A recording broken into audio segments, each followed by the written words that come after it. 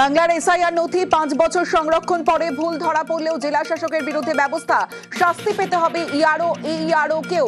বৈঠকে হুঁশিয়ারি জ্ঞানেশ কুমারের আইনি লড়াইয়ে বারবার ধাক্কা, এবার কি প্রশাসনিক চাপ তৈরির চেষ্টা কমিশনের?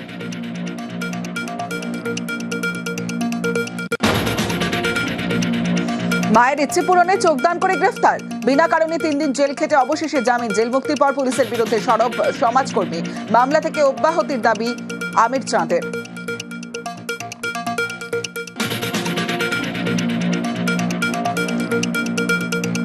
জেল থেকে মুক্তি পেলেও এখনো কিন্তু আমি কেস থেকে মুক্তি পাইনি। অঙ্গদান কি অপরাধ? তাহলে এই অপরাধ যদি হয় পরবর্তীতে, তাহলে কেউ আগিয়ে আসবে না।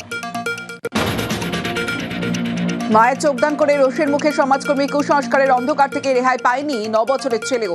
বাবা মা জামিনে মুক্ত হলেও এখনো ভয়ে কাঁচা সন্তান, বাড়ি ফিরতে নারাজ। সেদিনকে আমাদেরকে তুলে নিয়ে যাওয়ার পর ছেলের হাত ধরে টেনে নিয়ে যাচ্ছে, আয় তোর চোখ তুলে নেবো। আমি ফোন করেছি, বলছে মা গো আমি বাড়ি যাবো না, আমি বাড়ি গেলে ওরা আমার চোখ দুটো তুলে